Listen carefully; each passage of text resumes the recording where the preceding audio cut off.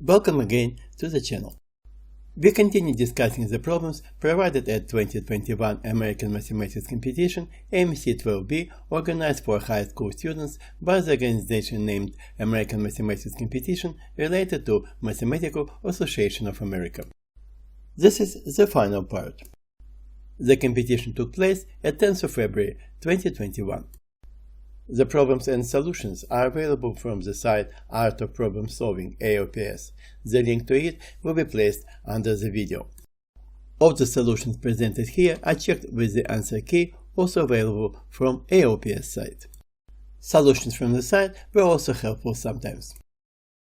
Here are the problems 18 to 21. Some of them are tricky, some of them aren't. Try to solve them before proceeding.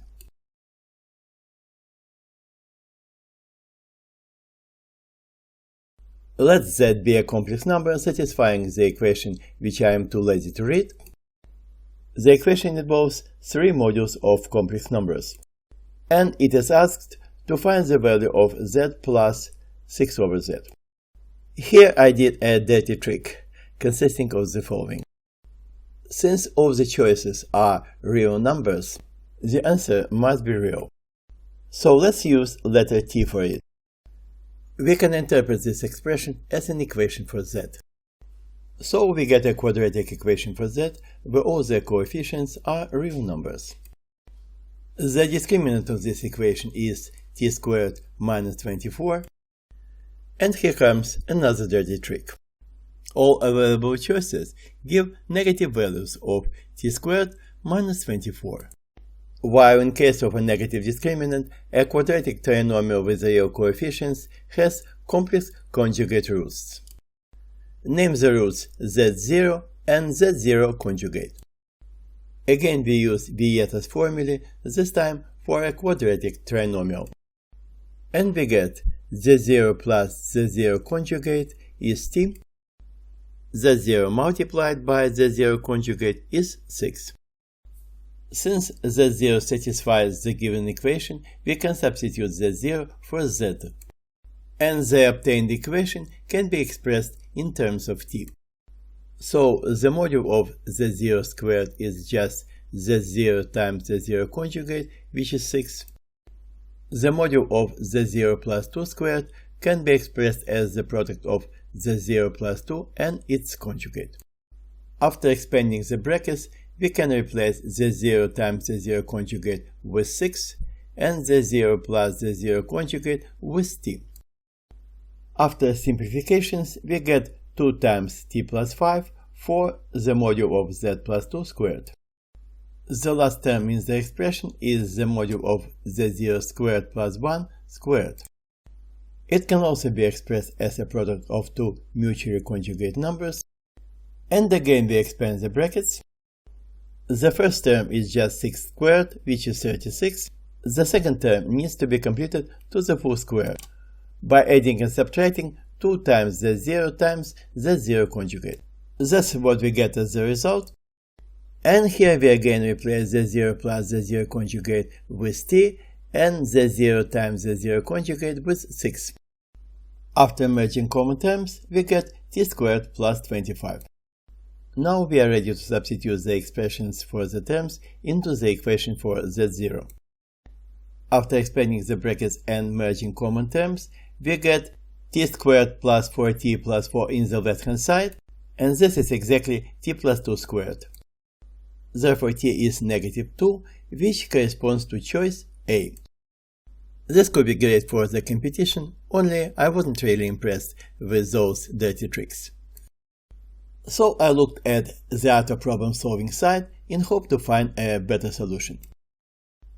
To my real surprise, I found that all solutions apart from the only one used similar dirty tricks. But there was a solution that did it correctly. Unlike the others, this one didn't mention the authors, which is an upset as I can't provide any credits. So I just replicate it here in hope it doesn't violate anyone's copyright. We just write that z module squared is z times z conjugate, and we can express the other terms in the given equation. Module of z plus 2 squared and the module of z squared plus 1 squared We did something similar previously, so it should be clear. And we substitute the expressions into the given equation. The smart part here is related to grouping the terms. So we group z squared plus z conjugate squared with 2z z conjugate, which gives a full square. Next we have 4 times z plus z conjugate, and we add 4 for getting another full square. Now we need to copy the remaining terms. Z times z conjugate all squared. Term 12z z conjugate is moved from the left hand side, so it is written with minus. Now it's time for the free term. Let's find the value of it. We have 8 plus 1 plus 31 is 40. But value 4 is already written, so 36 remains. And all the expression equals 0. Just take a look at the left hand side. The first 3 terms give z plus z conjugate plus 2 all squared. The remaining terms represent another full square. Z times z conjugate minus 6 all squared. What is really cool here, all values in the brackets are real numbers. Indeed, the sum of two mutually conjugate numbers is always a real number, and so is a product of two mutually conjugate numbers. When a sum of squares of real numbers can be 0, only when all numbers are zeros. Therefore, the values in both brackets are zeros. Let's start with the second expression. It gives z times z conjugate is 6. Therefore, z conjugate is 6 divided by z. And we substitute z into the expression for the first bracket. This gives z plus 6 over z plus 2 is 0. So z plus 6 over z is negative 2. The answer we've already obtained using the dirty tricks. This time it was done in a clean way, and that was superb. And what we have next? Problem 19. 2 fair dice, each with at least 6 faces, are rolled.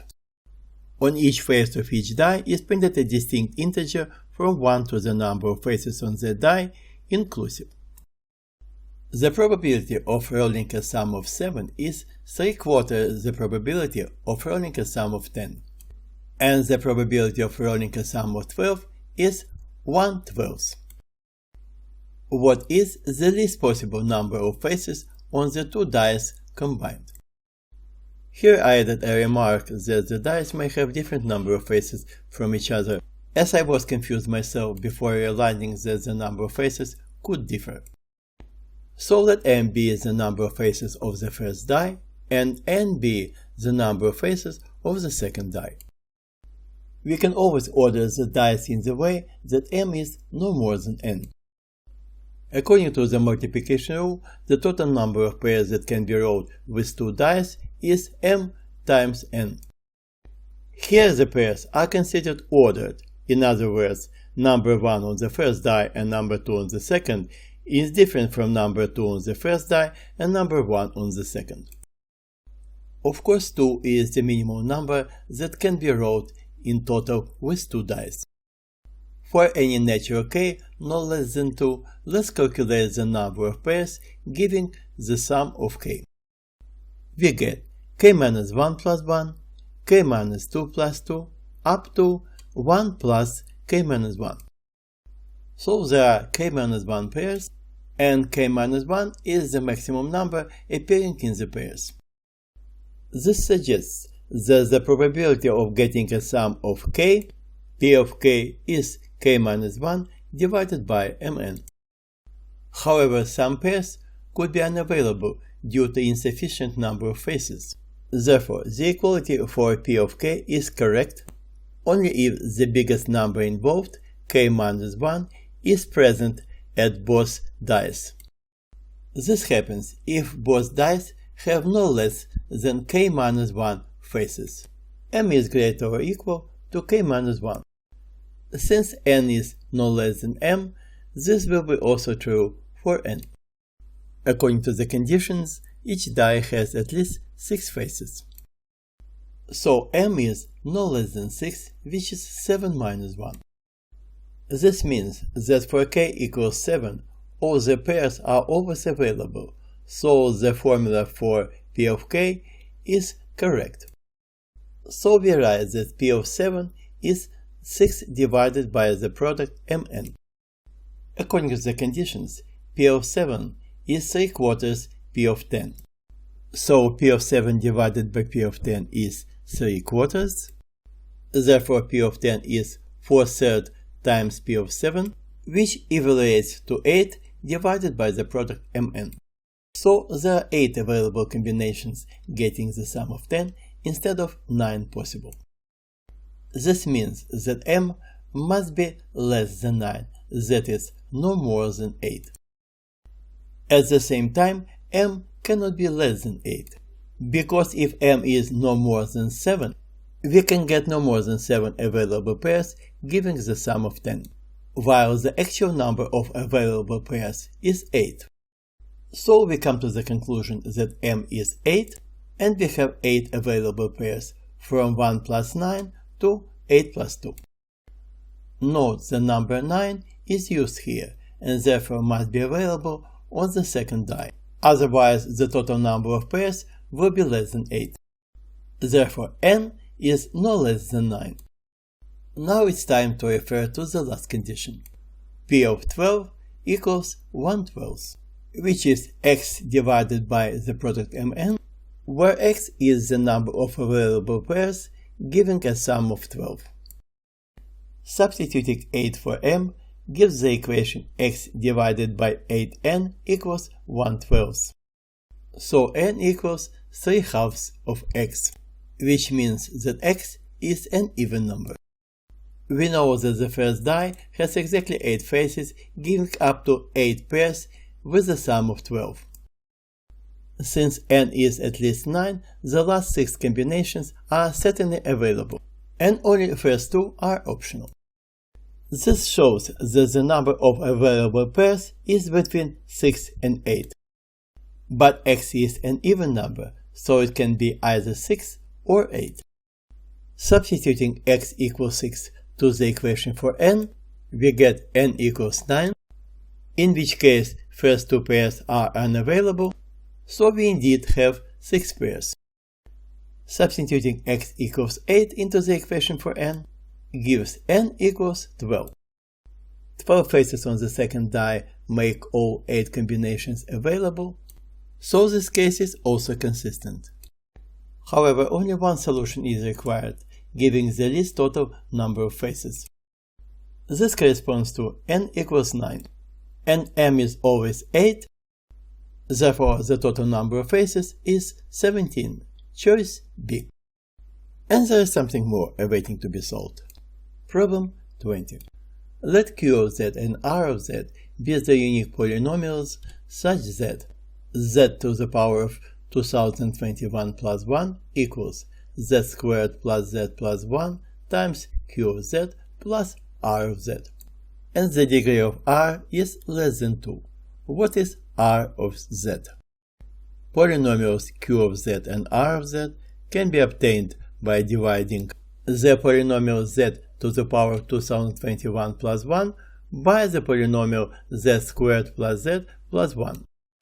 However, I am afraid that the division will not fit on this page, so I will have to look for an alternative solution, provided we don't need Q of z, but just R of z. The remainder. This reminds me the polynomial remainder theorem that cannot be applied here directly, however the method of proving it works here perfectly well. The polynomial R of z has the degree less than 2, which means 1 or 0. Therefore, we can write that R of z equals az plus b. So, if a is 0, we get a constant, which is a polynomial of degree 0. For non-zero a, we get a linear function, which is a polynomial of degree 1. Now, let z1 and z2 be the roots of polynomial z squared plus z plus 1. Substituting z1 or z2 for z into the equation for the polynomial z to the power 2021 plus 1 turns the factor z squared plus z plus 1, and therefore the whole first term in the right hand side, into 0. So we can write that z1 to the power of 2021 plus 1 equals r of z1, which is a z1 plus b, equation 20.1. And a similar equation 20.2 can be written for z2. Now we subtract 20.2 from 20.1 and get rid of b. So we get the equation for a, and once the value of a is found, we can easily get b. So let's write the equations for a and b as equations 20.3.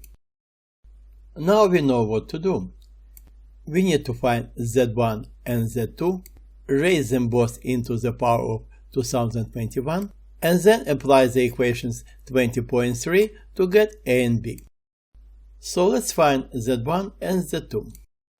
This means solving the equation z1 squared plus z plus 1 equals 0. The roots z12 are minus a half plus minus I times square root of 3 over 2, which can be written in the trigonometric form as cosine of 2 pi over 3 plus minus I sine of 2 pi over 3. So z1 minus z2 is I times square root of 3, and this is the denominator of the formula for a. The only thing remained is the numerator. So we need to raise z1 and z2 to the power of 2021.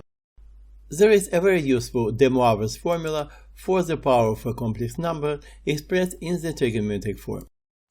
Here r is the modulo of the number. In our case it is 1, therefore the modulo of the result will be also 1. Argument theta in our case is plus minus 2 pi over 3. We could apply de Moivre's formula directly, but instead of that we will use a trick, this time a legitimate one. Take z1 and 2 to the power of 3. Using de Moivre's formula we get cosine of 2 pi plus minus I times sine of 2 pi. But cosine of 2 pi is 1, and sine of 2 pi is 0. Therefore the result is just 1 for both z1 and z2. Therefore z12 to the power of 3n plus s can be represented as the product of two numbers, z12 cubed to the power of n and z12 to the power of s. The first factor is 1, and we get just z12 to the power of s. So what we really need is the remainder of dividing 2021 by 3. And for divisor 3 it's easy. We just add up the digits of number 2021 and get 5. The remainder for number 5 is 2, and this is the remainder for the number 2021. So z12 to the power of 2021 is equal to z12 squared. And using again de Moivre's formula we get cosine of 4 pi over 3 plus minus I sine 4 pi over 3, which is minus a half minus plus I square root of 3 over 2. Therefore z1 to the power of 2021 minus z2 to the power of 2021 is minus I times square root of 3. Now we have both numerator and the denominator in the formula for a in 20.3, so we can find that a is negative 1. For b we get quite a long expression, but everything cancels out, so we are left with clear 0. So the polynomial r is just minus z. Choice A. So far it was the simplest problem in this part. See how simple will be the next problem. Problem 21. Let s be the sum of all positive real numbers x, for which x to the power of 2 to the power square root of 2 equals square root of 2 to the power of 2 to the power of x. Wow, that was a challenge. Which of the following statements is true? Choice A. S is less than square root of 2. Choice B. S equals square root of 2. Choice C. S is between square root of 2 and 2, both exclusive. Choice D. S is between 2 inclusive and 6 exclusive. And choice E. S is greater or equal to 6. For the first time I had to erase the choices, because otherwise the problem doesn't make sense. And square root of 2 appears so many times that I got tired reading them all. Choice B even suggests that s might be equal to square root of 2. See what we get for x equal to square root of 2. The left hand side is square root of 2 to the power of 2 to the power of square root of 2, and the right hand side is exactly the same. So we found the solution. x1 equals square root of 2. Since we consider only positive values of x, this eliminates choice A. All other choices are still possible, since square root of 2 may be not the only solution. Let's for simplicity f of x be the left hand side of the equation, g of x the right hand side of it. F of x is just a power function, only the index is an irrational number. So let's estimate the index. We have 2 is more than 1 less than 9/4. Since square root is an increasing function, we can take square root of all parts. So we get square root of 2 is more than 1 less than 3/2. Now, since 2 to the power of x is an increasing function, we can take 2 to the power for all parts. And we get 2 to the power square root of 2 is more than 2 to the power of 1, which is 2, and less than 2 to the power 3/2. 2 to the power 3/2 is square root of 8, which is less than square root of 9 or 3. So we found that the index for f of x is between 2 and 3. Now we can estimate the common value. Since square root of 2 to the power of x is an increasing function, we write square root of 2 to the power of 2 to the power square root of 2 is between square root of 2 squared and square root of 2 cubed. Square root of 2 squared is just 2. Square root of 2 cubed is square root of 8, and this is less than 3. So the common value is between 2 and 3, and we can plot the common point on the coordinate plane. Let's plot some more points for functions f of x and g of x. X equals 0, even though it's not positive, functions are still defined here. F of 0 is 0, g of 0 is square root of 2. So we see that f of 0 is less than g of 0. Now take x equals 1. F of 1 equals 1, g of 1 equals 2. Still f is less than g, which makes sense, as we haven't passed through the common point yet. Now we are going to pass it. X equals 2. F of 2 equals 2 to the power of 2 to the power square root of 2. G of 2 is square root of 2 to the power of 4 or 2 squared. But we've already found that 2 to the power square root of 2 is more than 2. This means that f has become more than g, which is what we expected. However, we can be certain that g of x will not remain below f of x for the following reason. Take the ratio of an exponential function a to the power of x to the power of function x to the power of alpha, where a is greater than 1 and alpha is positive. When x tends to plus infinity, we have an indeterminate form, plus infinity over plus infinity. Let's use L'Hopital's rule to evaluate the form. We do it once, and we do it again, and we do it as many times as needed. We see that the power of x in the denominator keeps decrementing, whereas the numerator firmly stays as an exponential function times a positive constant. Eventually, the power in the denominator becomes non-positive, which means that the indeterminate value has been evaluated and it is plus infinity. What we actually have for g of x is a composition of two exponential functions, a to the power of b to the power of x, where b is also more than 1. In this case, the ratio can be represented as the product of two ratios, each having the previous type.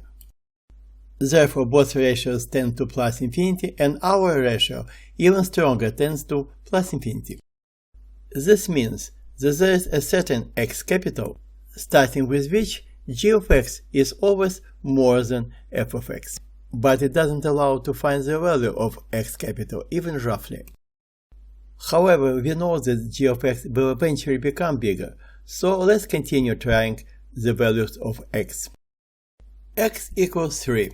F of 3 is 3 to the power of 2 to the power square root of 2. G of 3 is square root of 2 to the power of 8, which is 16. Given the estimation for the 2 to the power square root of 2, we can say that f of 3 is somewhere between 3 squared and 3 cubed. that is between 9 and 27. But whether it is less or bigger than 16, we don't know. So bad luck and try x equals 4. f of 4 equals 4 to the power of 2 to the power square root of 2. g of 4 equals square root of 2 to the power of 16, which can be written as 4 to the power of 4. But 2 to the power square root of 2 is less than 3, therefore it is less than 4. So f of 4 is less than g of 4, so g is back in the command seat. Thus we found that x2 exists, and this eliminates choice B. Moreover, we know that x2 is somewhere between 2 and 4. x1 is square root of 2, and it is between 1 and 2. By adding up the inequalities, we get x1 plus x2 is more than 3 and less than 6. This eliminates choice C and nicely fits into choice D. But is choice D really the answer? To be x3 or not to be x3? This is the question. The mere fact that g of 4 is more than f of 4 doesn't necessarily mean that g will stay higher than f, as we don't know whether or not we've passed x capital. In fact, such a rapid tend of g of x to infinity gives a strong feeling that there will be no more common points. But this is just a feeling. Moreover, strictly speaking, there could be a root between 1 and square root of 2, for example, as we didn't explore the behavior between these 2 points. Of course, it's hardly believable, but again, this is just a feeling. As a competition, I would certainly choose D and proceed to the next problem. But exclusively for you, the YouTube viewers, I'm going to prove that our equation indeed has no more than 2 solutions. Note that both parts of the equation are certainly positive numbers. So by taking a logarithm, we don't lose any solutions. Here it looks more convenient to take a logarithm base 2. So we get a logarithmic equation containing all the roots of the original equation. And if we prove that this equation has no more than 2 roots, our goal is reached. In the left-hand side, we can take the power out of the logarithm, and we get 2 to the power square root of 2 times base 2 logarithm of x. In the right-hand side, we can also take the power out of the logarithm. This gives 2 to the power of x logarithm base 2 of square root of 2. The logarithm base 2 of square root of 2 is a half, or 2 to the power of minus 1. So we can simplify the right-hand side expression and get 2 to the power of x minus 1. So let's write the new equation, and it looks much simpler than the original one. Let h of x be the difference between right and left hand sides. And we just need to prove that h of x has no more than 2 zeros. In fact, we are going to prove something more general. If the second derivative of f of x is defined and positive for all values of x in an interval, then function f of x may have no more than 2 zeros in this interval. In fact, this is true also when the second derivative is always negative. As long as the second derivative doesn't change the sign, the function may have no more than 2 zeros. Suppose function f of x has 3 or more zeros. Take 3 consecutive zeros of the function x1, x2, and x3. According to the Rolle's theorem, there should be point t1 between x1 and x2, where the first derivative of f is 0. We can also apply the Rolle's theorem to the interval x2, x3, and conclude that there is another point t2 between x2 and x3, where the first derivative of f is also 0. This means that the first derivative of f has 2 0 points. However, since the second derivative of f is always positive, the first derivative of f is an increasing function, while an increasing function cannot have the same value for 2 different arguments. This contradiction proves the statement, so the only thing remained is to check that the second derivative of h of x is positive for all positive values of x. So let's for convenience copy the expression for h of x, and we take the first derivative. And now the moment of truth. Looks good. This completes the first block of problems, and here are two more for you.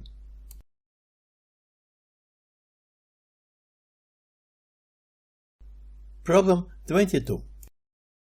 Ercan, if I pronounce the name correctly, and Beth play a game in which they take turns removing one brick or two adjacent bricks from one wall. Among a set of several walls of bricks with gaps, possibly creating new walls. The walls are one brick tall, so you can't place one brick on the top of another. Here is given an example. The original position has two walls of 4 and 2 bricks. You can either remove the edge brick from the first wall, getting 3 plus 2, or you can remove a middle brick from the first wall. This will split the first wall into 2 and 1, so you get 3 walls, 2, 1 and 2 instead of 2. Or you can remove all 2 bricks from the second wall. This will completely eliminate the second wall, and you are left with one wall having 4 bricks. And there are a few other choices. Ercan plays first, and the player who removes the last brick wins. For which starting configuration is there a strategy that guarantees a win for Beth, the second player? The configurations are 6-1-1, 6-2-1, 6-2-2, 6-3-1, and 6-3-2. This reminds me of a game where two players place in turn tokens on a round table, and a player who cannot place token because the table is full of other tokens loses. The strategy for that game is dumb, but it works perfectly well. The starting player places the token just in the center of the table. After that, any opponent's move can be repeated by placing token symmetrically above the center of the table. This keeps the position symmetric and guarantees that the starting player can always place the token as long as the opponent can do that. Though the current problem seems different, the problems have one common thing.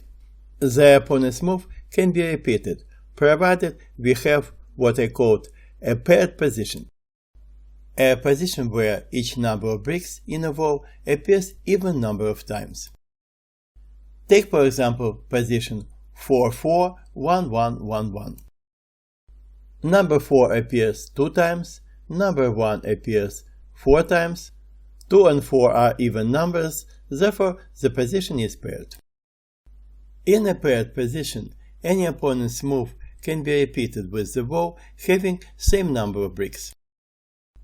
What is important here, this keeps the position paired, so the opponent cannot escape the trap and is doomed to lose.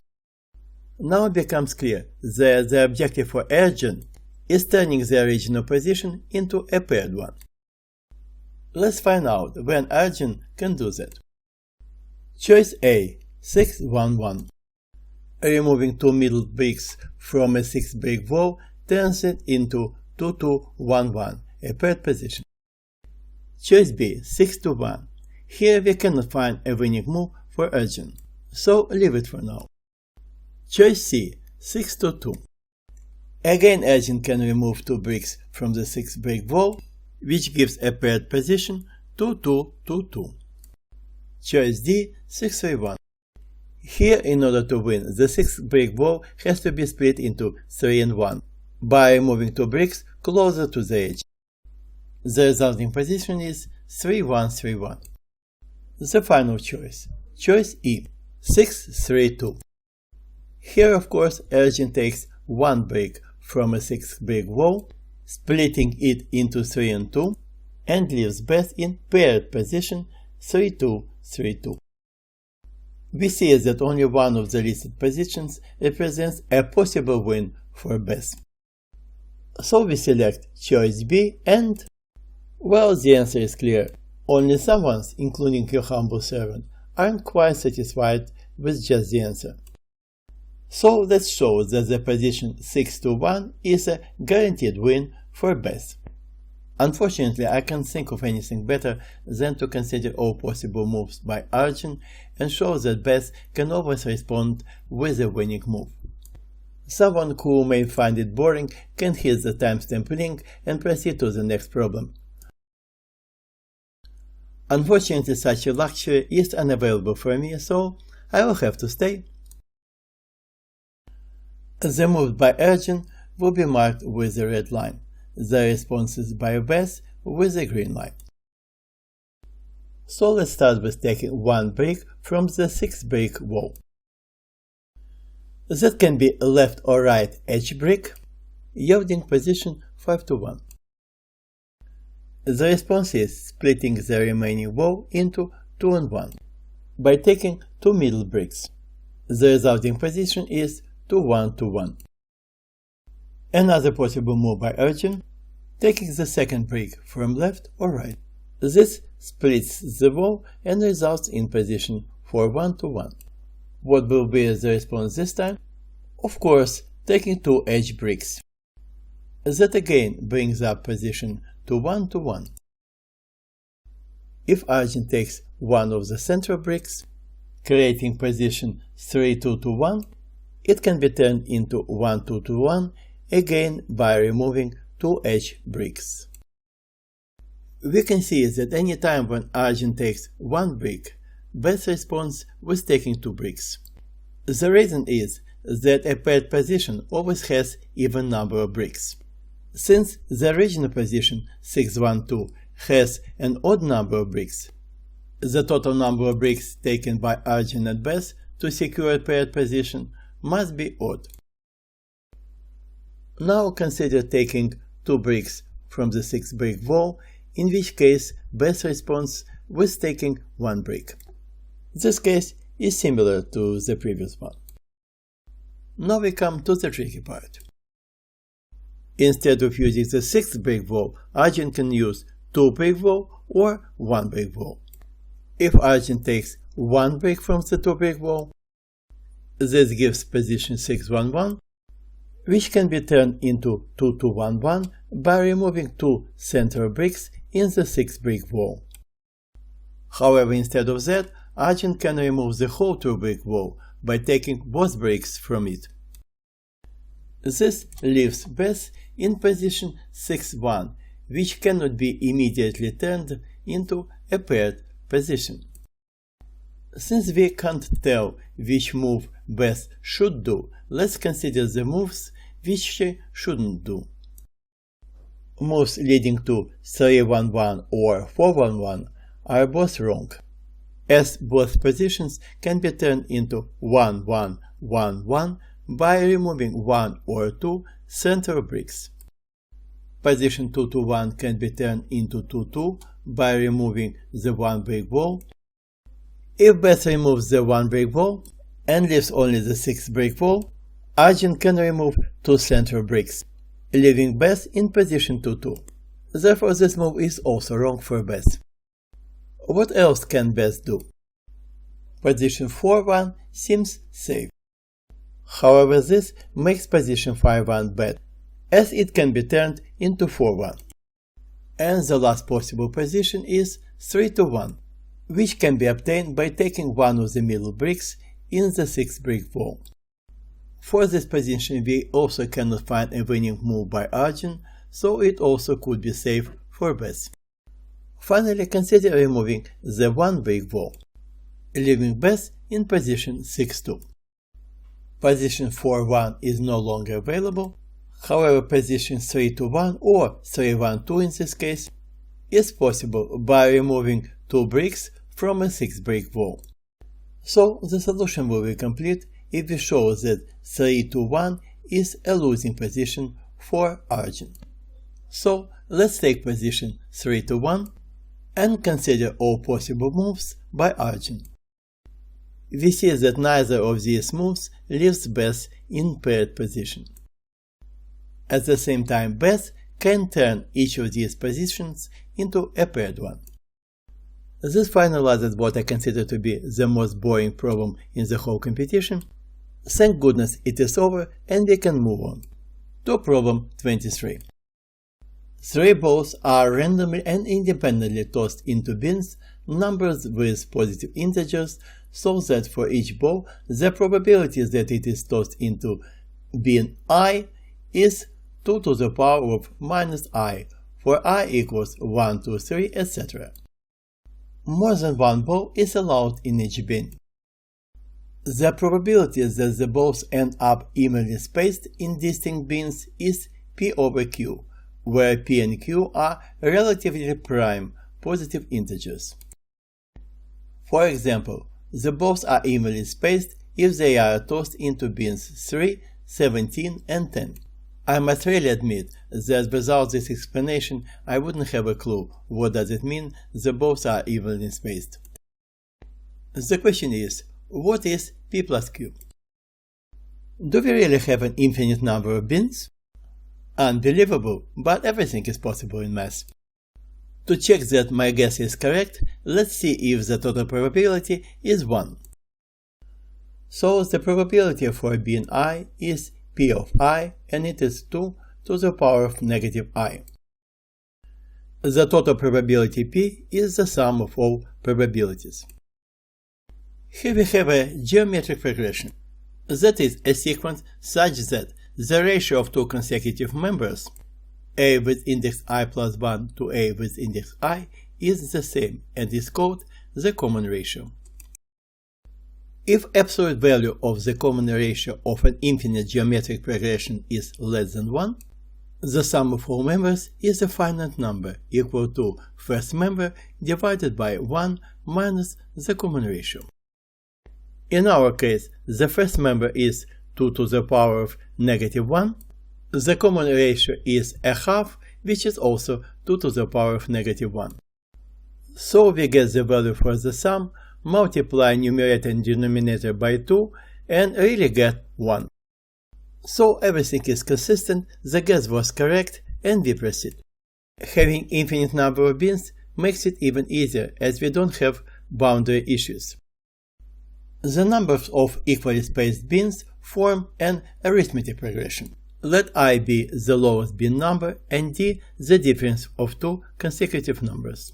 Both I and D are positive integers. And the bin numbers are I plus D, I plus 2D. Phrase more than one ball is allowed in each bin means that tossing the balls can be considered as 3 independent events. Also, word independently appears in the conditions explicitly. Therefore, we can just apply a multiplication rule and find that the probability of sequence I plus D, I plus 2D to appear T of ID is P of I times P of I plus D times P of I plus 2D. Substituting the values of probabilities, we get the expression where the powers of 2 can be added up, and after merging common terms, we find that T of ID equals 2 to the power of minus 3i minus 3d.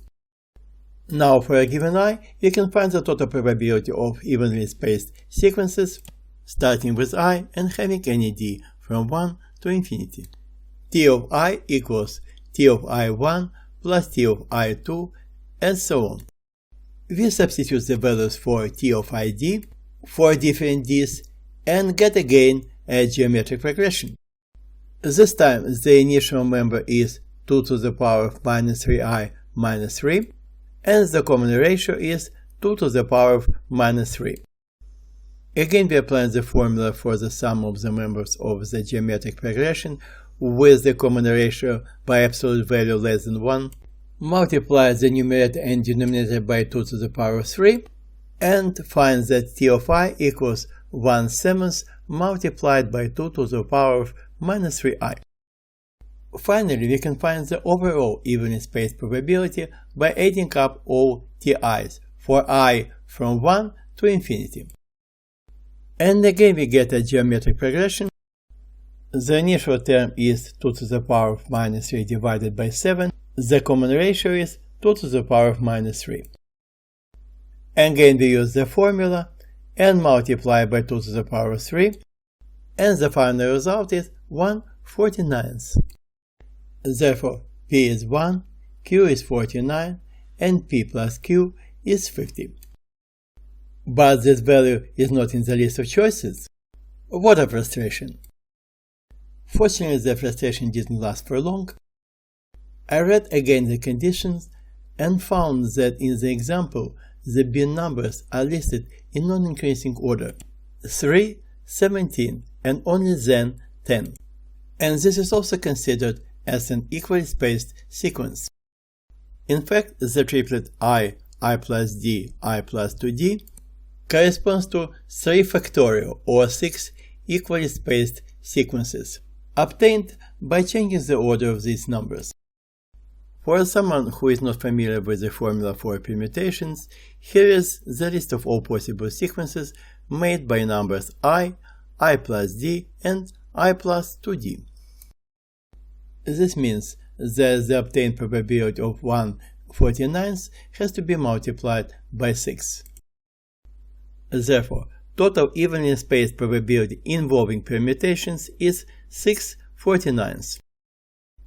Now, p is 6 and q is 49, so p plus q is 55. Choice A. What a shame that I didn't get the correct result initially. Thank goodness the wrong value wasn't in the choices. The sooner I forget about that, the better. So let's jump to the next block of problems. The last problems in the competition. And the last challenge for you.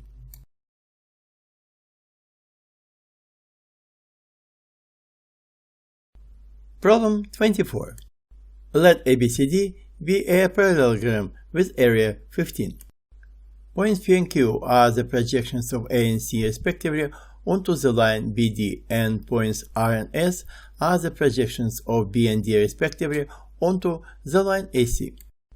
See the figure, which also shows the relative locations of these points. By the way, this means that the drawing this time should be trusted.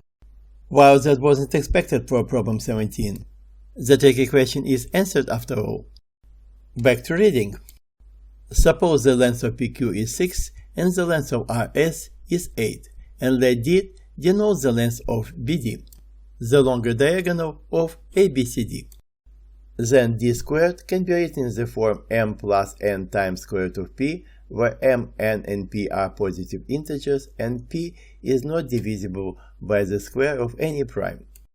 What is m plus n plus p? So many points are shown here, but one important point is certainly missing. Point O, the point where the diagonals meet. We know that the diagonals of parallelogram meet at their midpoints. Therefore, point O is the center of symmetry of the parallelogram ABCD, and the whole drawing as well, because the whole drawing is based on the parallelogram. The symmetry can tell us a number of useful things. We can write that the length of segment OR is half the length of segment RS. The length of segment RS is 8, therefore the length of segment OR is 4. Also, the length of segment OQ is half the length of segment PQ. The length of segment PQ is also given, it is 6, therefore the length of segment OQ is 3. Also, the length of segment OB is half the length of diagonal BD. The length of diagonal BD is denoted with letter d small. Therefore, the length of OB is half of d small. Let x be the length of OB. So we can write that d small is 2 times x. The final conclusion from the symmetry is that the length of AP equals the length of CQ. And let h be the length of these segments. H is the height of triangles BCD and ABD, while the diagonal BD with the length D is the common base of these triangles. Therefore, the area of triangle BCD equals the area of triangle ABD equals half of DH. But half of D is x, so we get XH for the area of the triangles. Now, the area of the parallelogram ABCD is the area of triangle BCD plus the area of triangle ABD, which is 2 times xh.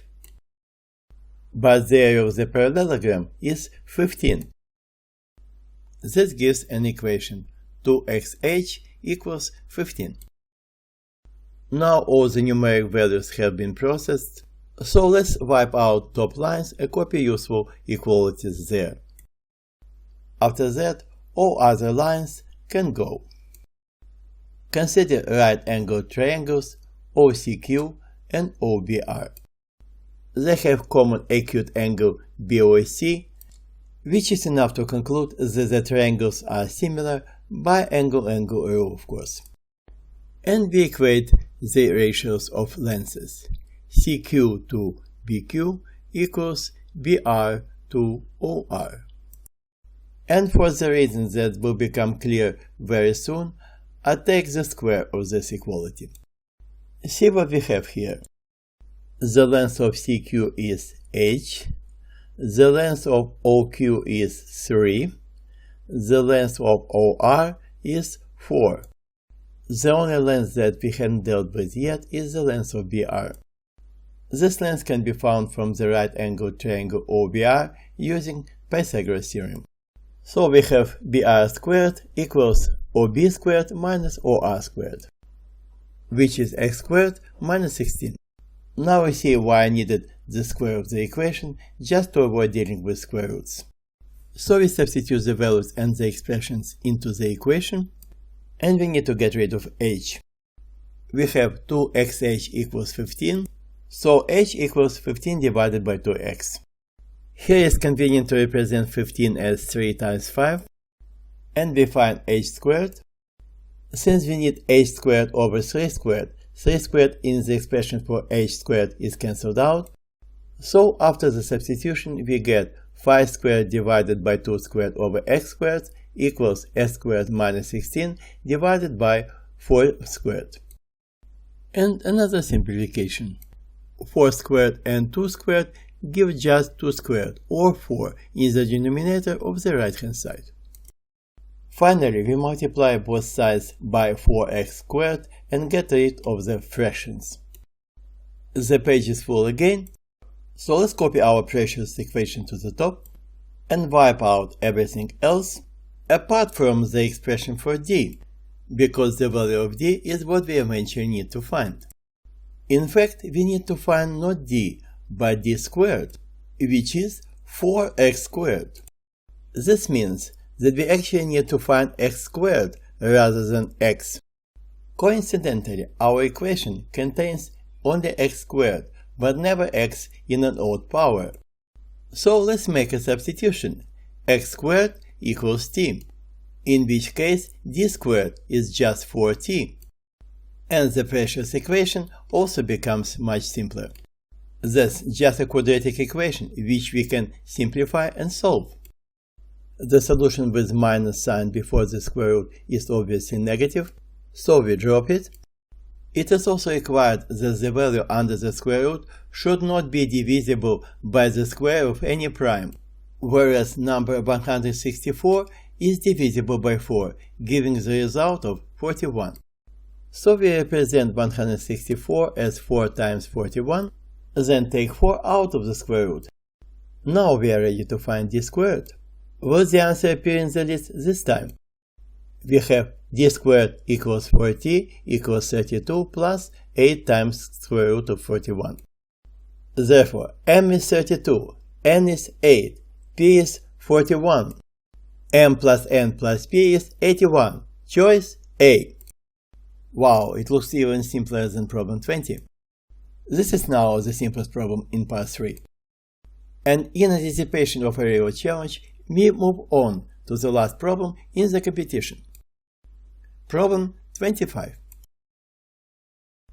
Let S be the set of lattice points in the coordinate plane, both of whose coordinates are integers between 1 and 30 inclusive. Exactly 300 points in S lie on or below a line with the equation y equals mx. The possible values of m lie in an interval of length a over b, where a and b are relatively prime positive integers. What is A plus B. So we have a lattice or a grid, I prefer the second word as the shortest one, where each point has integer coordinates from 1 to 30 inclusive. Note that the points on the coordinate axis do not belong to the grid, having at least one zero coordinate. So we have 30 rows and 30 columns from 1 to 30 each, giving in total 900 points in the grid. The area of the square, bounded by coordinate axis and top and right edges of the grid, is also 30 by 30 or 900. This happens because any grid point can be associated with a square adjacent to it from bottom left, as you can see from the examples. However, due to discreteness of integers, we can slightly reduce the square, so its area will be less than 900, while it will still contain all 900 grid points. This shows that the area of a grid fragment is not necessarily equal to the number of points contained in it. However, it can roughly estimate the number of such points. Each line with the equation y equals mx passes through the origin. Factor m is called slope, or the gradient of the line. It shows how steep is the line and is equal to the tangent of the angle between the line and x-axis. Let z of m be the number of points on or below the line with the equation y equals mx. We are looking for the set of gradients for which the value of z is exactly 300. Name it set G300. Let's draw a line through the origin, call it blue line, so that the area of triangle below it is 300. In order to find the gradient of blue line, we complete the triangle to a rectangle. The area of the rectangle is 600, the width is 30, therefore the height is 600 divided by 30, which is 20. And this is also the height of the bottom triangle. So the point where the blue line crosses the right edge of the grid has coordinates 30, 20. Therefore the gradient of the blue line, m0, is 20 divided by 30, which is 2/3. And the equation of the blue line is y equals 2/3 of x. The area below blue line is 300, so there are roughly 300 points on or below the blue line. Of course, we want not a rough estimation, but the precise number. Therefore, it looks logical to count the actual number of points on or below the blue line. I really hate counting, but this is the last problem, so let's do the counting for the last time. Here is the large-scaled image of the grid, with our blue line of course. Take a right-angled triangle with width 3, height 2 and size parallel to the coordinate axis. Such a triangle also has a slope of 2/3, so we can arrange such triangles along the blue line. We get exactly 10 triangles, each having top point on the blue line. Therefore, the blue line has 10 grid points. Let's count the number of points in and on the border of each triangle. Since the coordinate axes do not contain grid points, the lowest triangle has only 3 grid points, 1 on the blue line and 2 below it. All other triangles have 3 additional points on the horizontal side, giving 6 points for each triangle. So we have 9 triangles with 6 points and 1 triangle with 3 points. This gives in total 57 points inside and on the border of triangles. We also need to count points below the triangles. The lowest triangle has no points below. The following one has 3 points below it. Then there are 9 points, 15 points, etc. Every time we get 2 new rows with 6 points in them. Therefore, the numbers form an arithmetic progression of 9 members with common difference 6. The first member is 3, and the last 9th member is 3 plus 8 times the common difference, which evaluates to 51. Now we can evaluate the total number of points below the triangles as the sum of members of an arithmetic progression. And we get 243 points. Now we can find the number of points on or below the blue line, that of 2/3, by adding up the number of triangle points and the number of points below the triangles. And we get exactly 300. What a surprise! Since z of 3/3 is 300, the value 2/3 belongs to the set G300. Moreover, we know that the blue line contains 10 grade points.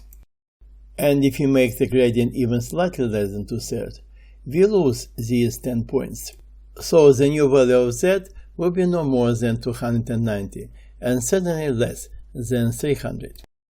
This means that the gradient of the blue line is the lowest element in set G300.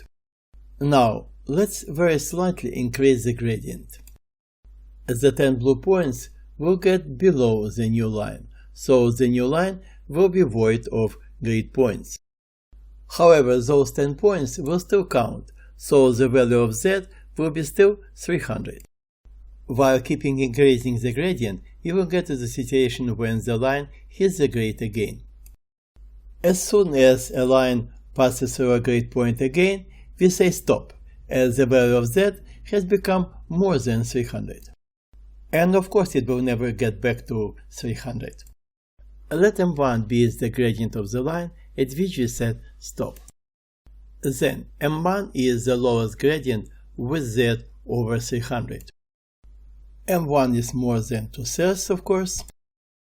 Line y equals m1x passes through at least one grade point. For a gradient more than 2/3 and less than m1, the corresponding line contains no grade points. We can also see that the set G300 is actually a half-open interval between 2/3 and m1, including the left endpoint but excluding the right endpoint. Can we guess the value of m1? My feeling is that it has to be somewhere on the right edge of the grid, corresponding x equals 30. For the point on blue line, y equals 20. The next value is 21, and the corresponding point will have coordinates 30, 21. So the upper value of the gradient m1 equals 21/30 or 7/10. And the difference m1 minus m0 is 1/30. So a equals 1, b equals 30, and a plus b is 31. Choice A. But wait a minute, it doesn't match the answer key. Another shameful mistake of mine, and a good demonstration of how misleading an intuition can be. This time the choices were smarter and I fell into the trap. In fact, I should have taken into account that the line with gradient 7/10 contains 3 grade points, 10/7, 20/14, and 30/21, while the line we are looking for has probably one common point with the grid. Another intuition, and again it can be wrong. If we don't want to rely on intuition, we need to check each value of x from 1 to 30 and find which one gives the smallest gradient above 2/3. However, firstly, it seems even more annoying than counting. Secondly, it takes a lot of time, while this problem is supposed to be completed within a limited time frame. As start, let's make it clear what we need to do. For each natural n from 1 to 30, take nth grade column, which is the set of grade points with x coordinate equal to n. For the selected column, do the following steps. Let dn be the lowest point of the column above the blue line. Denote with yn the row number or y-coordinate of point dn. We can calculate the gradient gn of the line connecting the origin with point dn. The value of the gradient is y of n divided by n, and it is the upper endpoint of the gradient interval for the nth column. The next step is calculating the length of gradient interval for the nth column. This will be delta of n, and its value is the difference between the current gradient and the lower endpoint of the interval, which is always 2/3. We are looking for the column with a minimum value of delta, and this value will be the answer to the problem. Such an algorithm would be great for a computer, but as human beings, we need something less annoying and more intelligent.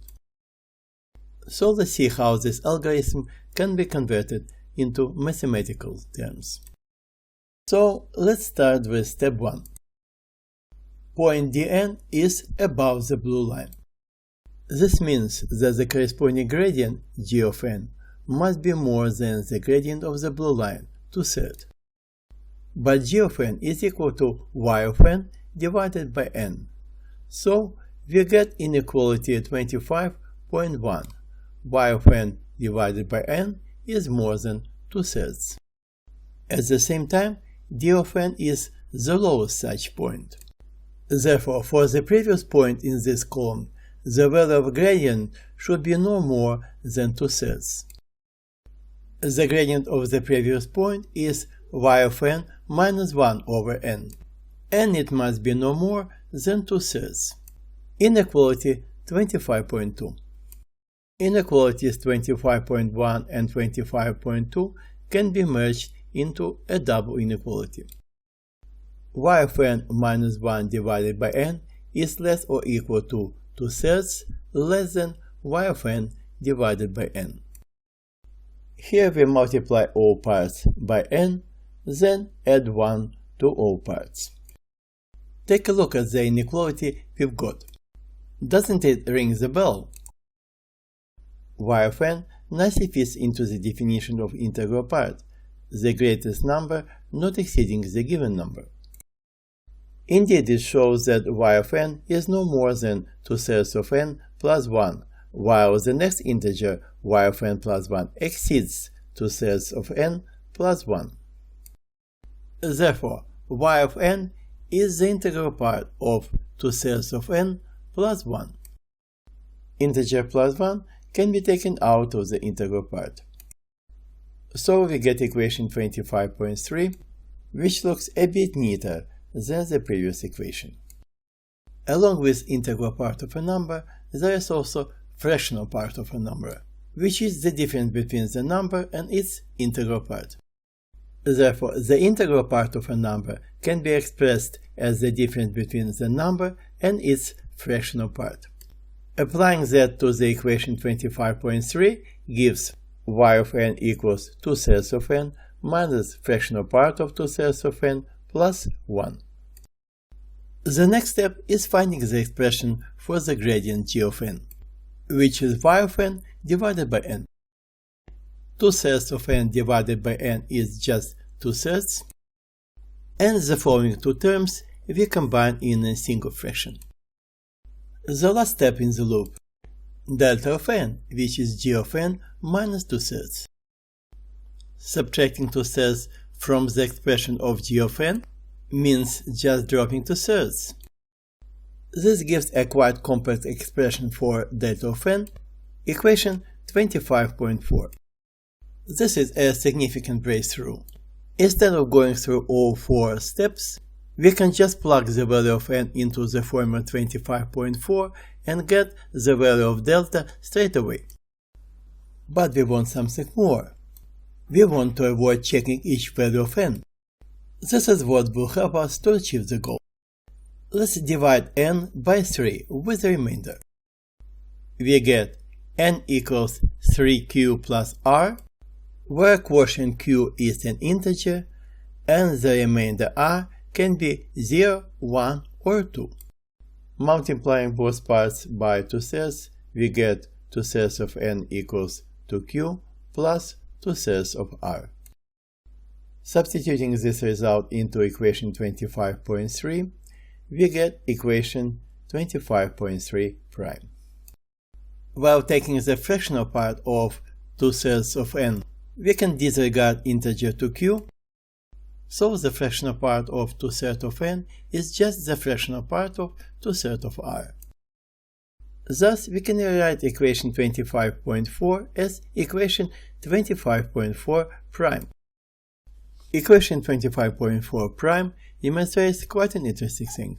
When two numbers give the same remainder when divided by 3, the numerator is the same, however the biggest number gives the biggest value of the denominator, resulting in the lower value of delta. This means that it doesn't make sense checking all values of n. It will be sufficient for each remainder to take the biggest number in the interval from 1 to 30, giving this remainder when divided by 3. For remainder 0, the value of n is 30, and the value of delta from the formula 25.4 prime is 1 minus fractional part of 0 divided by 30. Fractional part of 0 is 0, so we get already familiar to us value 1/30. For remainder 1, the value of n is 28. This value when divided by 3 gives quotient 9 and remainder 1. Again we apply formula 25.4 prime. This time we have fractional part of 2/3, which is 2/3. So the result is 1/84. Since 1/30 is more than 1/84, value 1/30 is out of the contest, so we will hardly get choice A again. Finally, for remainder 2. n is 29. The expression for delta involves fractional part of 4/3. 4/3 is 1 and 1/3, therefore the fractional part of 4/3 is 1/3. And the value of delta is 2/87. Who is the smallest? 1/84 can be represented as 2/168. Therefore, it is less than 2/87. So, here is the winner. The minimum value of delta is 1/84. Therefore, A equals 1, B equals 84, and A plus B is 85. Choice E. This time, the result is correct, and of course it matches the answer key. Just to close some open questions. Applying formula 25.3 prime gives y of 28 is 2 times 9 plus 1 plus integral part of 2/3. Since the integral part is 0, we get value 19 for y, so the upper gradient value is 19/28. Therefore, the upper boundary line indeed contains only one grid point with coordinates 28 and 19. The interval gradients giving exactly 300 grid points on or below the line is from 2/3 inclusive up to 19/28 exclusive. And you can check that its length is really 1/84. It was really fun. I hope you will enjoy watching the video as much as I enjoyed making it. And finally, our marathon has approached the end.